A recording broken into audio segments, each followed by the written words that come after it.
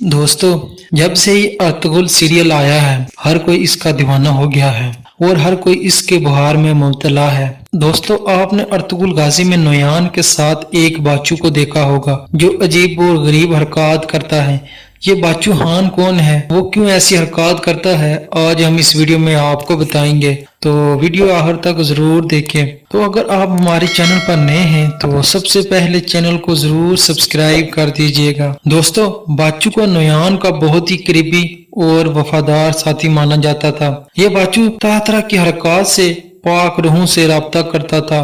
पाक रूह मतलब के जिनकी ये पूजा करते थे। नोयान को इनसे राब्ता करवाता था कि पाक रूहें क्या चाहती हैं, क्या इस काम को करना चाहिए या नहीं। यह सब कुछ बाचू नोयान को बताता था।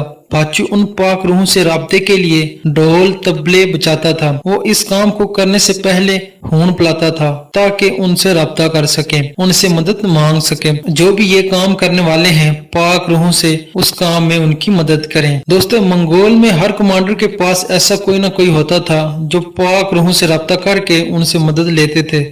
दोस्तों, जब चंगेज खान ने चीन पर हमला करना चाहा तो वो एक पहाड़ पर चढ़ गया। उसने वहां पाक रूहों से राब्ता किया और वो फौरन उन पहाड़ों से नीचे आया और अपने आदमियों से कहने लगा, पाक रूहों ने मुझसे वादा कर लिया है, वो चीन को फतह करने में उनकी मदद करेंगे। दोस्तों, इस सीरियल में भी यही दिखाया गया है कि जब भी किसी मंगोल को कोई जगह फतह करनी होती तो सबसे पहले वो इन पाक रूहों से राब्ता करते थे और फिर उसी के मुताबिक काम करते थे।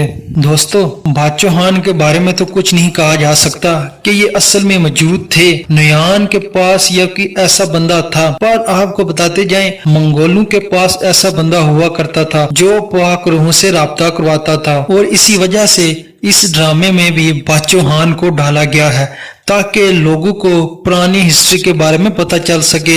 मंगोल किस तरह राब्ता करते थे, किन की पूजा करते थे। तो दोस्तों, आज की वीडियो आपको कैसी लगी हो तो चैनल को जरूर सब्सक्राइब कर दीजिएगा।